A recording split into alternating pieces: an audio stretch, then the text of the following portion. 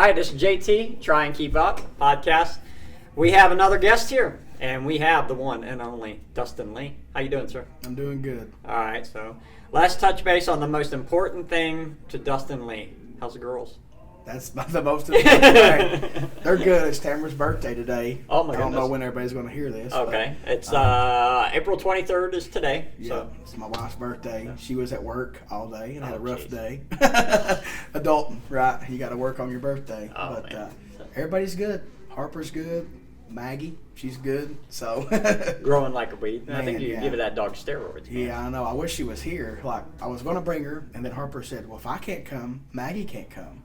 And she gave me that, so she stayed at home, which I miss her, you know. But yeah, I miss them all. Really, see, I tear up just talking about it. All right, well, we'll change direction then. Yeah. All right. Obviously, you've won a ton of championships, so you're very well known in this sport.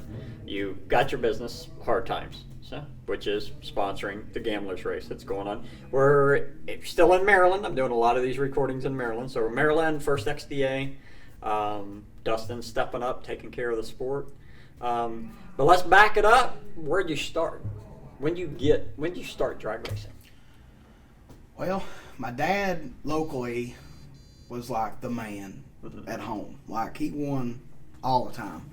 And of course, I was the pit guy. So I was the one that went and got him on the scooter and helped him get the bike ready, gas it up. So really all he had to do was ride. Must have been nice, right? Oh, Here yeah. I am doing it all myself. But so eventually we went to a race. I think it might have been a bracket finals or something. And somebody had a junior dragster for sale. I think I was probably 12, which is kind of old. Most junior racers get in them early. But I was really involved in racing because I would help Dad and we would talk about the time slips and he was teaching me, you know, what everything does. So I knew when Dad had a good light and if he broke out, you know, a lot of people come to racetrack on bracket racing, they don't understand none of that stuff. And so I was ready. He bought me a junior. It was an old one. It was heavy. It was slow. It was terrible. But I didn't even race it well. I really wasn't good at all. And then I guess it was about a year, he bought me a nice to me junior. It was light, narrow, run a lot faster. And we bought it. And I was probably, like I said, probably 11 or 12. And we go to the local track on a test and tune. The third pass, it kicks a rod out. And now this is my starting career of racing. You know, I raced the other one, but it was terrible. So we go home, and me, my dad, and my uncle take the motor out of the slow, heavy lead sled car and put in the light car. And we was up all night. And we actually got to the track the next day to race, and they already run, like, the time runs. Okay. So we just guessed. We threw a number on the junior. And this story is amazing because on the way there we was guessing of what it would have run. And it run like 12s in my first junior. And my uncle, which is gone now, and he was like a dad to me, he said it's going to run 990s. And so we guessed on the dial in. Of course, we put like 11 on it because that's what it run. And we thought my Uncle Frank was crazy. And so first round, nobody red lighted, so I had to race. So I would, of course, we were guessing, so I was slower, and I would leave and just pedal it and try to make it close at the finish line. Yeah. And I was killing it. Like, I was cutting good lights, and this is, like, the coolest story to me. So we keep going. There was, like, 20 juniors. We get down to, like, I think it was the three cars, and I had to buy. So this was the first pass that I could actually run it out. So every round we was kind of picking up the dial in because we thought, well, it's too fast for that, you know. So it went like a 998, and my uncle was right, and we're like, dude. So, and then in the final, I killed the tree, and it went like, I have a home video of this somewhere, but it went like almost dead on. You could hear my uncle laughing in the pass before the bye, giggling, saying 998. So, and he's gone now, so I get goosebumps talking about it, and he's probably laughing right now. Yeah. But that was the start. And then I raced that junior for 4 years, I think. So I raced juniors until I was 15. And then when I turned 16, of course, it was too well timed for me. Yeah. But I did well. I went to several bracket finals. I won they have a race of champions at the division finals in our IHRA back in the day. So Okay. all the champions of each track, like in juniors, would race each other to find out who I guess you would say the division champion is. Okay. So it was like a race of champions racing all the other race of champions. And I won a couple of those, which was Oh, wow. pretty cool as a kid. That's very cool. And a fun story on my first junior was, we're from Tennessee, right? So, and at this time, the song, the country song, She Thinks My Tractor Sexy. Mm-hmm. So my stepmom had this idea of putting the little thing on the junior, and it was painted orange and yellow. And it said, She Thinks My Dragster Sexy. So here I am, a kid, whatever. I thought it was hilarious. And then I got the new junior, and my dad's bike, he run a sticker on his bike that said Top Gun for ever. Like he was the local Top Gun, you know. So mine was Top Gun Junior. And it was pretty cool. And I won a couple local track championships and a couple of the Race of Champion deals. And then we built a bike. And at this point, our local track was racing, the bikes race with the cars. Okay. So motorcycle racers are great, but car racers are rough to beat. Like, they're really tough. So I got thrown to the Sharks. And man. so they wore us out. And I was 16. I had a little KZ bar bike with a slider. It run 640s or something. And I loved it. I was a kid, and it was the greatest thing ever. Yeah. And we raced the cars. They beat us up. So we go to Bristol, and they had a bike class. And a local guy, the name Mike Gill, was like the champion there for like 3 or 4 years in a row. Mm-hmm. And the whole point was my dad was like, I need to go beat this guy because he was, in his head, the man at home. Okay. So we go to Bristol. And it come down to the final race. I was in the finals, and I was racing Mike, the guy that was the legend, right? And if I beat Mike, I was a track champion. If I lost, my dad was a track champion. So we already won, right? Yeah. So, and of course, I can't remember if I don't think I red lighted. I think I just hesitated and had a bad light was what happened. But Dad ended up winning the championship. I lost to Mike in the finals. And Dad won by 2 points. So a mission accomplished. We go to Bristol, and we get 1 and 2, the first year. And Bristol used to have, that was when they had the Dragway had a bracket program, and that was their last year of having one. And then they got picked up by, it's called DER Racing now. And Red Whitmore does it now. And he does a good job. He's got a good program. A lot of people go up there. So then you're talking, this was probably 2003-ish, 4.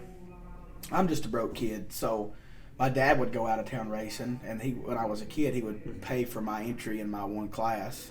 And, I didn't do well, but I had a good time. And a little bit later on, I guess in like 06 or 07, I had a couple of different drag bikes, and I always had my old Cal. It was like family. My brother ended up getting it from me. I got into street bikes, and I rode a lot on the road. Me and my best friend would just go I'd get off work, take a shower, we'd jump and just ride hours every day. And I actually met my wife riding. And so I started racing it, and it's just a 03 GSX-R 1000. And if anybody follows me on Facebook, they say I'm getting ready to build it for my wife to race. But it's sentimental to us. It's like part of the family because that's what we met with, And so I started racing street bikes, and I enjoyed it. And I know a lot of people, I couldn't afford to go to maybe one event a year, a big race. So to me, going to a big race was like a vacation, even though I was not on a beach. I was in my leathers. But so I went to a few and never done well. And then I guess I got more serious about street bikes when I bought my Busa. I bought my Busa brand new in like 09 or into 08. And, started racing at home with the cars again. Okay. And at this point, the cars mopped me and my old man up. We got to maybe some semis, but we never won nothing. It was like a first round, second round, buy back, third round, lose again, go home type deal, routine. And my dad done a little better than I did, but that's what I went through. So I got serious, and I started going to the local track every Friday, Saturday. I lived there. If they was open on Sunday, I'd go sometimes. They didn't have a lot of Sunday races, but I went. I started getting good and better, and I knew I was getting good and I was getting better because I was competing with the cars and I was winning. I wasn't winning like the race, I was just winning rounds. Okay. So I just kept going.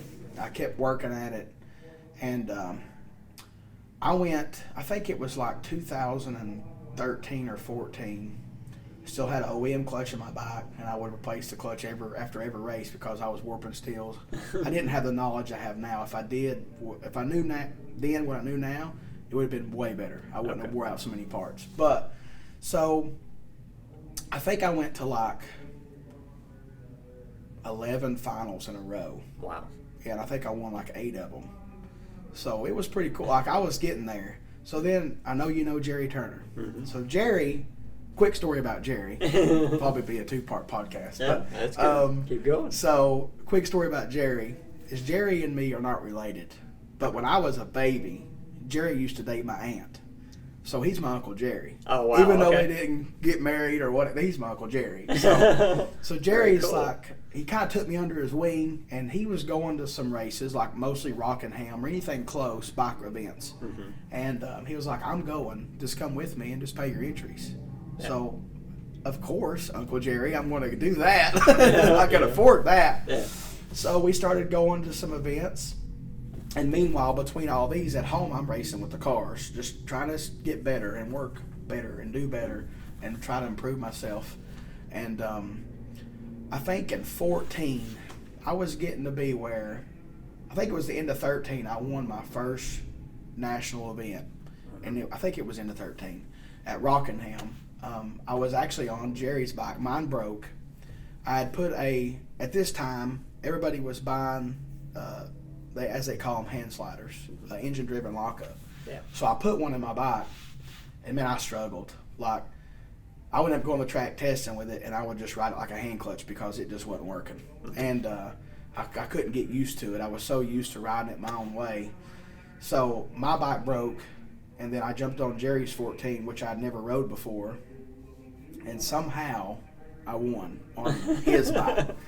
And so Tamara was, ecstatic, and I was. And I think when that happened, I realized, because I was always like, I just want to get a check. Like, just let me get $50 to feel like I earned something, When I done that, it was like something clicked in my head, like, hey, man, you can do this. Like, you're beating yourself up, and you should just go race and do what, you do best.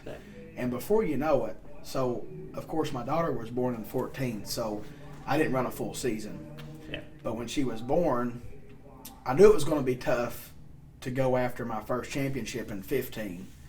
So, and we went from start to we're working our way up here, I guess, right? Because that was the goal. Yeah, and that's what we're after. In 15, Harper was born in October in 14, and my wife said, you need to try it. And I'm like, well, we got a new kid, and I'd like to, stay home with her. She's like, you need to do this. This is what you love. So, in 15, everybody knows Spencer. That's my brother from another mother. Yep. You know what I mean? So, me and Spencer met at Rockingham, like right after I won my first event. And so, at saying that, Spencer knew a little bit about bracket racing, but he's my baby bird. He's going to like this part of the interview. We all in long road trips in 15, me and Spencer were riding together. Like, I was just telling him what I do and what I think. Before you know it, he's a machine too, bracket racing. And now he's a machine and heads up stuff. He's a beast. And, he has bad races, we all do, but when he does his job and the bike's right, it's fast. So, in 15, Spencer wanted to race, and I wanted to race. I was broke. Yeah. Spencer was like, well, we'll go, and we'll just figure it out. I'm like, okay. So we start going. This was mission for my first championship. And in the meantime, dragbike.com Banff this was the second season of it. They had one in 14, and Ben was after that one with Ron, and I think Jeremy won. So now I had no intentions of the end result of this story, but in 15, I just wanted to win a championship, like just to say that I'd won a series, or I guess you would say a national, what they call them, or XDA, as Fabian says, world champion, and I just wanted to win one. So in the winter of 14, I built a bike known as two-tone. Everybody knows it of that, for 560, and I'd never built a motor in a Busa, so I had a good friend of me just come over and kind of be there, and he actually tuned my bikes, and he actually built the motor, but he showed me how he done it. So I'd done a bunch of GSs and KZs, but never really done a Busa. So anyway, we built this bike for 560, And man, it was amazing. Like that thing. I guess if I put blood, sweat, and tears in your heart into something, it was just perfect, you know. And the bike done great. So we come to the first, at the time, I guess it was IDBL here. And the bike was just awesome. Like, I think I won my first 560 race on it. And so I was tickled to death. Like, I was like, this bike, so, you know, I'm always been a fat guy. So to build a booster to run 560 with a fat guy, it's got to be a good runner, you know. Yeah. And anyway, so we run XDA, we run NHGRO, we run Man Cup, we run everything. Like, me and Spencer was on it. And a quick little, well, we'll stop at that later. But anyway, we're racing everything. And Spencer would pay to get us there. And somehow I would win, and it would pay to get us home. Like, we had money to get home, but we knew we probably shouldn't use it. Yeah. So the responsible adultness was out the window. And so we went and done it, and man, it was like, Spencer was like, all right, we need gas. I'm like, well, good thing I won this. And I had the cash, and I would get us home. And, you know, sometimes we both would win, you know, and I would still pay he would pay there, I would pay back. That's just how it worked. Okay. And in 15, we traveled in Spencer's enclosed trailer, basically camping like in a tent. You know, you go in the bathroom at the track and wash your face, and it, you know, it wasn't ideal, but it worked. Yeah. And we had a blast. You know what I mean? Well, then Harper got older, and my trailer at home we had converted to like a living quarters in the front. But we learned real quick like that. No matter what you do, when it's hot outside, it's like an oven. No matter what kind of air conditioner you have, and so I'd snatched up a toy hauler. And Spencer and me both were growing as people, making a little bit better money. So we were doing a little better at this time toward the middle of the end of the year. And I was just on a mission to win the championship. And the end of this is going to blow your mind. So I bought a toy hauler. So then, of course, baby Harper could come and Tamara could come racing some. So some trips I'll bring my toy hauler, and Spencer, if they wasn't coming, he would ride with me. We went to Atco, New Jersey with it. And everybody knows how I feel about Atco now. Back then, I didn't know how I would feel about it now. But anyway, not really Atco, just New Jersey. But anyway, so we keep racing, and before you know it, we're at the end of the year, and the bike I built for 560 at IDBL come down to me like the last race, and Fabian's going to hate me for saying this. So at the last race at IDBL 560, they announced, I'm just having a brain fart. What's his name? That one, man, he's right over there. He knows. They announced the wrong person winning the 560 championship. Okay. He miscalculated the points. Okay. But my goal was to come to that last race. I'm like, I'm just going to win the race. And I was like, if that's not good enough, it's not good enough. Well, I won the last race.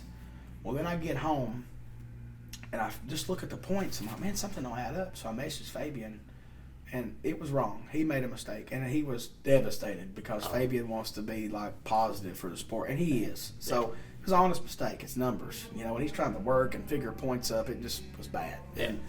And he'll never do it again, I promise you. He messages me all the time about it, saying, man, that was the worst thing ever. But I ended up winning the championship. Oh, it was Mike Otrowski. Okay. That was the one that they said he won it.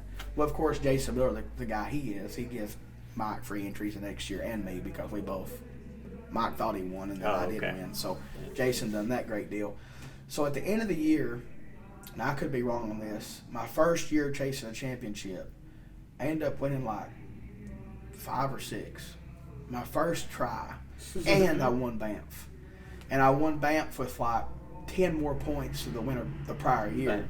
So I was like, man, this, like, I just now went for my first one and just knocked it out of the park. Like, literally done as good as you could ever do. Yeah. So then I become like addicted to a lot of like winning and trying to be the guy to beat, you know, and it's a tough gig, and sometimes it ain't. So there's times that you're like, everybody knows you're good. They either bring out a package on you and load you up, or they mess up. You know what I mean? So you might get a red light or two, or you got a guy that just kills it and you got to actually earn it. You know what I mean? Yeah. So it was a roller coaster ride. But I become addicted to it. And now saying this, if I wasn't at a national event or a series event, I was at the local track racing with the cars and wearing them out. Like it, I was just, and I love racing them because they're so good and they made me who I am. I still believe that to this day. If it wasn't for the car guys, they molded me, they perfected me, and I'm still not perfect, but they made me who I am. Oh, And they just, like, if you ain't, 0-2 on the tree and run your number, you're going to the house. And they made me, as Brandy called me, the tree killer. Like, I was focused. If you, and my Uncle Frank, the one that I talked about earlier, he said, if you tree somebody, you own them because the ball is in your hand. Now, you still have to do your job at the other end of the racetrack, but you have the advantage. Yeah. So that's why a lot of times, if I lose, I red light, just like I did the night in the Gamblers race that I sponsored. Dang. But you can't win your own race, right? Yeah. That ain't cool. That's my excuse, guys. So anyway, well, here we go. I was ecstatic. I just now won multiple championships and Banff the first year trying. So 16 come around. The same thing was about to happen. We was going to do it again. Banff was coming. I was racing everywhere. Spencer was. So here we go. I'm traveling with my rig at this point. Spencer's traveling with his. And we're going everywhere. Now, the winter of 15, I went to the local tracks banquet, and the car guys said it was too dangerous for bikes to race the cars. Okay. Now, I looked at these guys as my friends. Like, we would go racing. We raced in the finals. I would split. Like, we would split the money and then go eat Mexican dinner together. Like, I looked at them as friends. And a lot of them guys that was my friends raised their hand to vote against me. And they still ain't let us race the cars again, but I always tell them I'll race any car guy wins the class anytime they want because it wasn't dangerous when they were wearing me out, but when I started winning, it was dangerous. You know what I mean? Yeah. And whatever.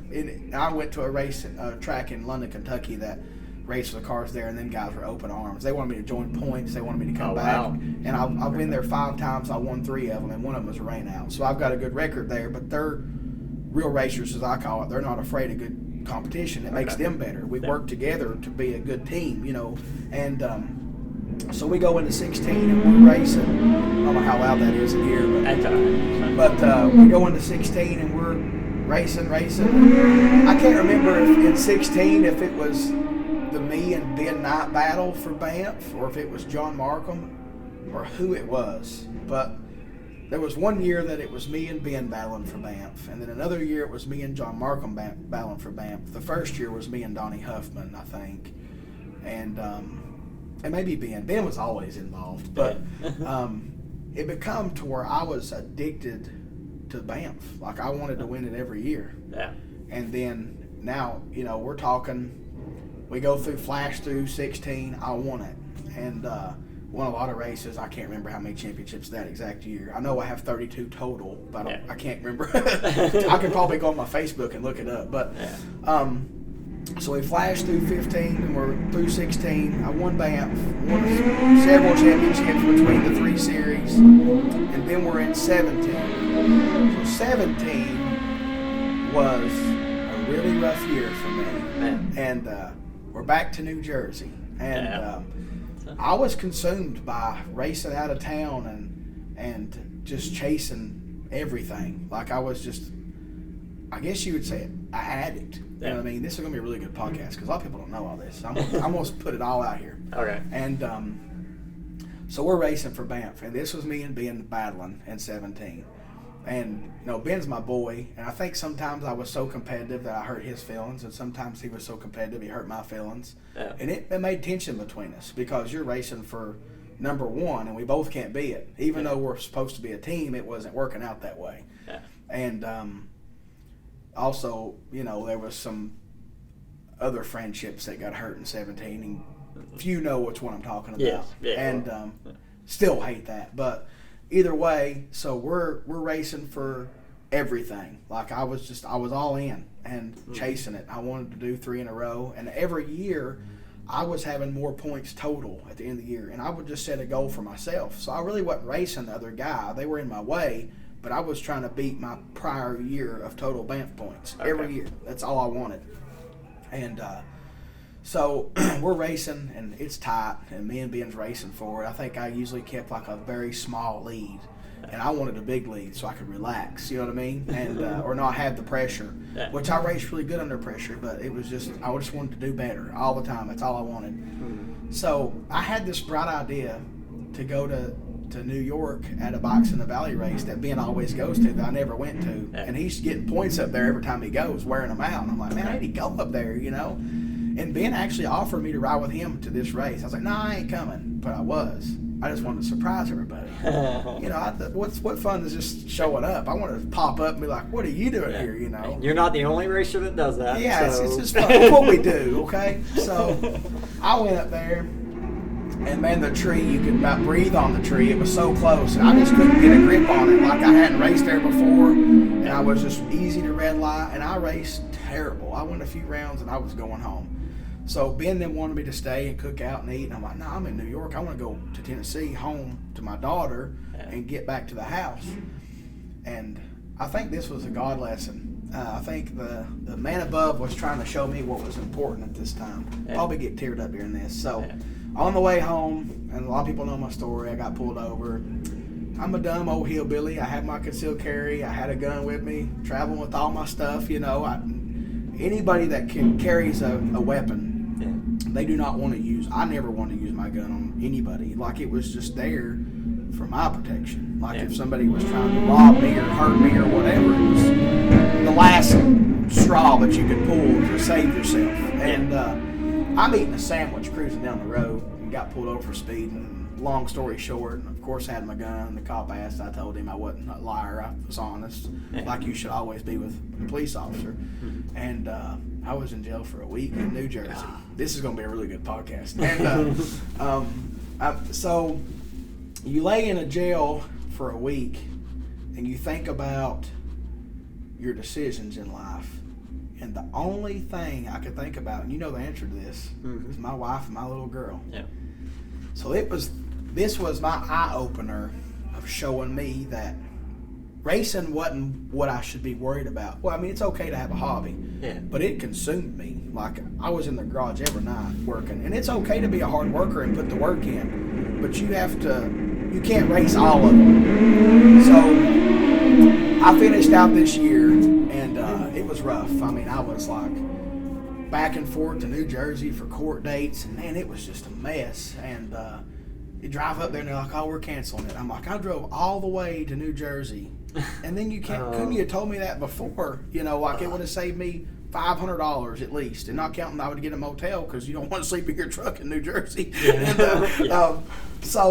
And while I was in jail, I want to say this. So Ryan, RJ Baker, everybody knows him, and as Facebook, Jazzy James on Facebook.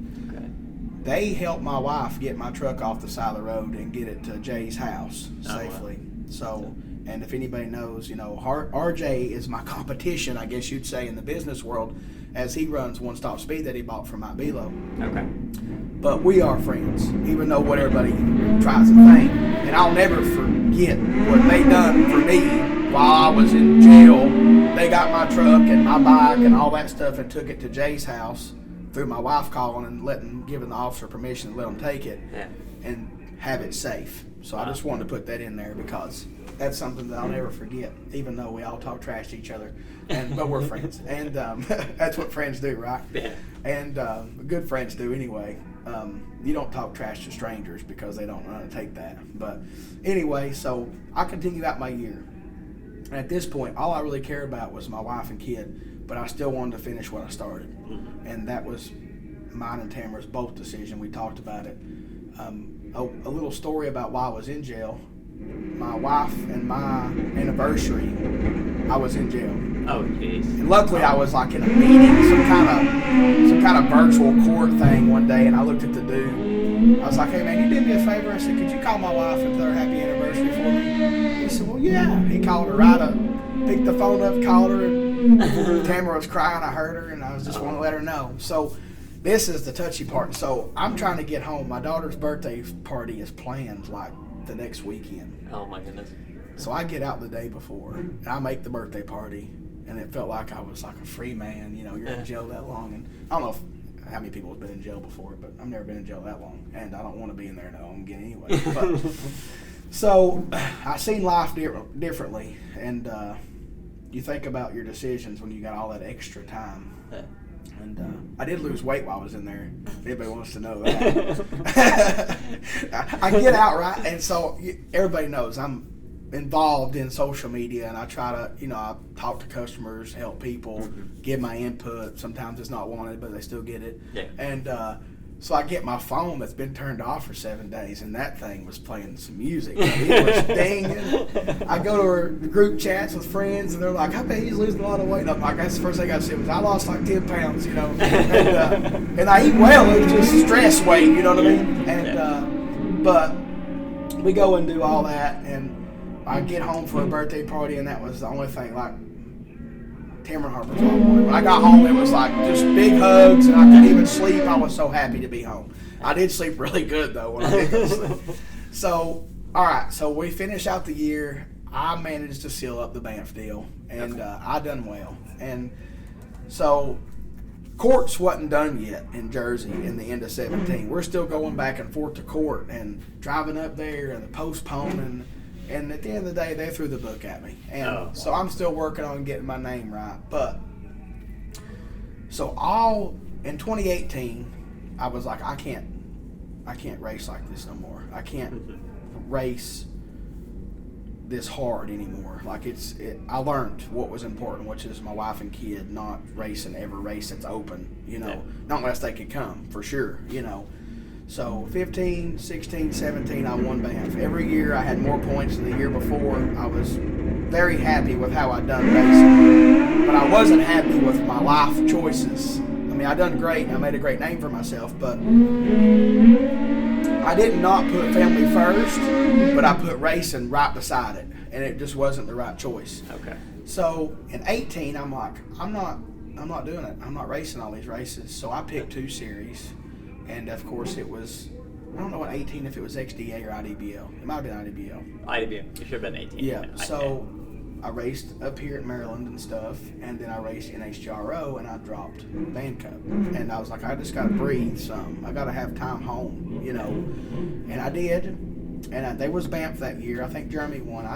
I raced a lot, but I did not race like I had been. And I didn't really race for it. I didn't even have decals on my bike to get points, but I didn't want nothing. I didn't want involved in it because it almost ruined my life. You know what I mean? Because I was so dedicated to it. Nothing. It wasn't its fault. It was my fault. It was my choice. But so in 18, I had another crazy good year. I just didn't race everywhere, and now we're in 2019, and which there wasn't no Banff. I don't think in 19. No. And I won some more championships and just kept racing. And then last year was the COVID year. Yeah. The only thing I can tell you great about the COVID year that I done was at SDBA. I raced 4 classes and won the championship in all 4. I thought that was pretty cool. It's cool to see you be there to get the awards too. Yeah, I mean, you win points in every class you race. I mean, I don't care who you are. That's pretty cool, So I was happy with that, and I look at the pictures for me having 4 crowns on my head, like they give crowns. I'm like, yes, and nobody will ever take that away from me because I earned it. I work hard. Like my racing, it's so hard, And now when I run hard times and I sell parts, like I talk to people all the time. And it's so hard for me to step away from my phone or my laptop just to try to work on my stuff. Yeah. And hell, just playing the floor with my daughter, you know what I mean? Or, pick on her or wrestle with her. You know how dad and her daughter is. Chase her around the house and her chase me back the other way and just be a family. So it's tough, but I still make time and I work. I get more done late at night now. I just get less sleep. Yeah. And so that's why I'm always tired. So here we are, the 2020 was the COVID year, and I had a good year, and then now we're at 2021, I guess you would call it semi-COVID. Everybody's like, screw this, let's just have a life, and I hate that there's a lot of people that lost their lives over it. It's a shame. It's a terrible deal. Yeah. I don't trust anyone. I think that can I cuss in these? Yep. I think that shit was in here on purpose. I lost 3 people I know. I know 11 people that have it, and of the 11, 3 of them are no longer. And that makes me angry that people care about control more than who knows. But there's a bad virus, and it's taken lives that is priceless. You know, I mean, and unfortunately, it's the elderly that, you know, when you get older, people value their life more because they know it's short and there's not much left, and they got cut even shorter. You know, like a lot of grandparents don't, you know, got grandbabies, and grandbabies won't know their grandparents because COVID, and I hate that. But I do think that we all got to live our life, and we can't be scared, and we can't hide from anything. And but we have to fight, though. Yeah. We have to fight it. So, yeah. So I if the good Lord thinks it's Dustin's time, and I'm going to die from, I'm going to pull a Trump thing here, I guess, Chinese virus or whatever, China virus. That's funny. But it's my time. You know, I'm a believer that we all have a time, and I don't want it to be short, but we can't stop it. I mean, you know, it's already there. And but the COVID deal really sucks. But there's I know y'all probably at least hear a little bit of it. Yeah. We're at Maryland, and there's people all over watching drag racing, and it is awesome. Yeah. And we're up in a media room, so we get a good view. It gets loud at night. Yeah, here. we're looking at the tower, looking over the track, and man, you guys, I hate you can't see this. It's sweet. The lights are on. It's dark, and so here we are. We're in 2021, and Dustin done great. Like the only thing I would change in the past few years is 2017. That trip to New York, man. Yeah, and everything's good. I appreciate everybody that buys stuff from me. I try to help people out and do people right. I talk to people at midnight about they need help with their bike. I mean, who does that? You know, I do. And is there times that I want to chuck my phone because I just want it to quit dinging if you're doing something that's like really tedious? But I never would because I care too much about everybody else. In my line of work, so I don't look at it as me making money or me profiting money, or, you know, I look at me helping somebody get what they need. I'm trying to help them out. You know, I'm trying to help them get what they need and quick as possible. And I work with so many great companies. I mean, I sell parts for Schnitz. I sell parts for Rob. I work for them, really. I'm a dealer with them, but I work for them. And then I'm a direct dealer with so many companies, MTC, DME, you know, AP, and it ain't all just me. Like, of course, everybody knows me in the industry, so when I call and order something for someone, they know that Dustin ordered this part for this guy or girl.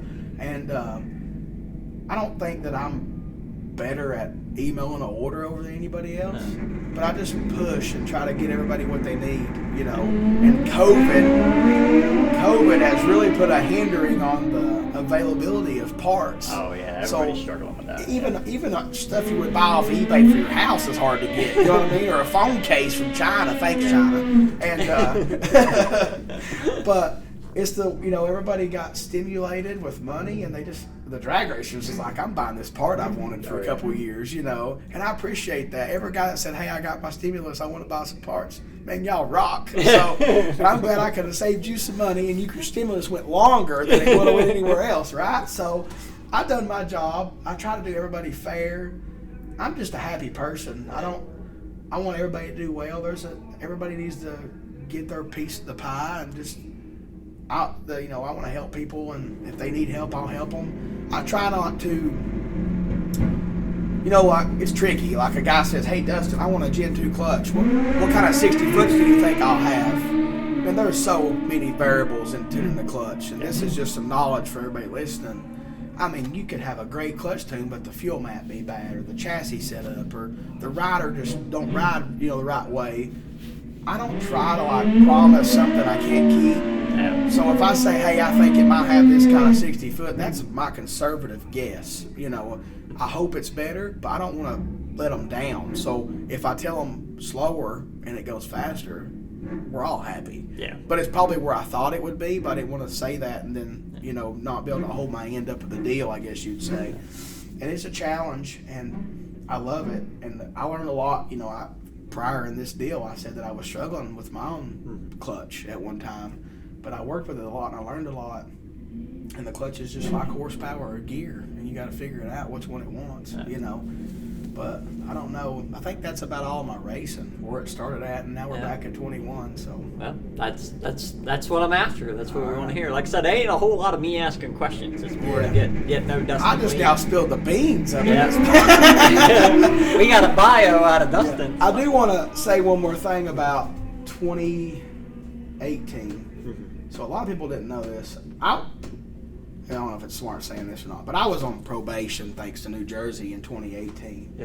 So and thankfully they moved it to Tennessee. Okay. So every race that I went to, I had to go to the probation office and get a travel permit. Oh wow. And do a drug test. And I told the guy, it's like, if you ain't checking for cholesterol, I'm not going to fail a drug test. Because I mean, that's the only thing I've got that's high. His cholesterol and probably a little bit of blood pressure because I'm fat. And but I'm a jolly guy, and I made him laugh every time. I was like, you could save some money if you wouldn't waste these, because I'm not going to fail a drug test. It's not going to happen. Yeah. But so it was tough. Like every race I come to in 2018, I had to go see him, get a travel permit, tell him what I was driving, give him the tag number, when I'm going to be home. I mean, that's a lot of extra stress on top of prepping for a race. And a lot of people didn't know this. Like, I didn't tell anybody. It ain't their problem. It's my problem. Yeah. But it was stressful. Like, and if something happened at a race, like if it was late night in Maryland and I thought I'd be home late Sunday night or early Monday morning, I would have to text him and be like, hey, it might be Monday evening before I get home. Yeah. We're just leaving. And he was cool about it, and he was just doing his job. But, you know, it was just a lot of unnecessary stuff. Like, I was just an old hillbilly trying to go home eating a sandwich. You know what I mean? So, and a lot of people don't know the whole story. And just the main thing is I knew the laws, but my protection was, in my mind, was more important than a law. Yeah. And I still think it is. I think it's a dumb law. I think it should be like a driver's license. If I go to a class to get a permit, it should be okay anywhere in America, you know. But I did it. I messed up, and I understand, and I paid the piper. You know, I had 10 grand in lawyers, 2 different ones, and they both sucked. I'd have been better off just to get a PD, but either way, I learned from it, and it changed my life. And I learned that, which I already knew, but I got brought back to light of what was important to me. Yeah. And everybody knows my wife and daughter is my number one priority, and I would give anything I got up for them. But I needed it put back in my face to remind me. It wasn't so much that. It was so much that chasing all that stuff wasn't as important as I thought it was. Yeah. And you needed a reality God's check, got a and you sense got of one. humor. Yeah, he got me pretty good on that one. He let you know, say, hey, you got to look in another direction. Yeah, and now I race. Now here I am. It's 2021, and I race XDA, NHRO, and SDBA. Mm-hmm. Now, SDBA is in my back door. Yeah. And in 2021, this is my job now. So me at a race selling parts or helping customers is also feeding my family. Yeah. So, and I still want to race. That's my passion. But today I didn't even test as much because I was involved in helping people and getting them what they need. And a couple of guys needed just some small stuff. I just give it to them. I mean, I'm not after making money all the time. I mean, I got to make money, but if it's a $5 fitting, I'm not going to charge a guy for that or a can of brake cleaner. I mean, Well, you build a relationship too. Yeah, a lot of people, a lot of photographers have given me a hard time because I've given away stuff. I was like, I'm giving it away because I want the relationship. Well, you're earning respect. Yeah. And today a guy come over and needed an airline fitting, I'm like, here, man, take it on. You know what I mean? It's an airline fitting. And if I broke it, it's going to get put on my bike. So why not help this guy out his broke? You know what I mean? And I'm not perfect, and nobody is. But I do the best damn job I can be. I just give it all I got. And I love it. Like, we're a family. Like, at this racetrack sitting here just looking out, we're a family. Like, there's times that we want to take each other's head off, and that's okay. That starts about right when you get to the stage beams, and it ends when you cross the finish line. I've never wanted to punch somebody because they beat me, because don't hate the player, hate the game. You know what I mean? Mm-hmm. So I went red tonight. I kicked my own ass, and it's probably my fault for not testing like I normally do. Everybody knows I'm a big tester. Yeah. But I was also helping other people, which was more important than myself. And it was my race. I'm still saying I can't win my own race. I think. So, but I don't know. You got any more questions? Are we good? No, we're good. So I think I give you a couple. Good. Hey, we learned about Dustin Lee. That's what that's what I'm trying to achieve here with the podcast is learn about the people that are in this sport. There's a lot of there's a lot about me that a lot of people don't know, and there's a lot of people that judge me that don't know me, and all you haters out there just keep hating. I mean, I'm just me. I don't hate anybody. There's people that don't like me, and I still love them, you know, because they're their own person. But I try to do the best I can for everybody. I mean, there's people that I know. I've heard and know for a fact that they've said bad things about me, and they come to me needing help, and I still help them. Yeah. You know, that's just how I am. I'm just a good old Tennessee boy and East Tennessee boy, and I don't want to never change. I'm just who I am, and I think that's about it. Yeah. That's a long story. Hey, that's what we're after. So. Yeah. All right, we've known each other a long time, and I've always enjoyed your racing, and there's a ton more left in you. So, and obviously we're going to be at many more races because I'm not going anywhere either. So, and but we got Dustin Lee. He's won more championships than he can remember. The haters are going to love this. 32 times in 5 years, baby. Who else has done that?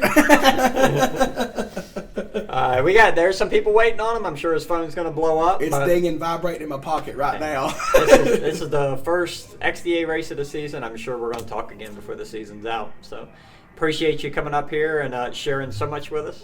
I greatly appreciate it. Hardtimesparts.com. There it is. Hardtimesparts.com. Take care of him. He's going to take care of you. That's right. All right. All right, Dustin. We'll talk to you next time. Yep.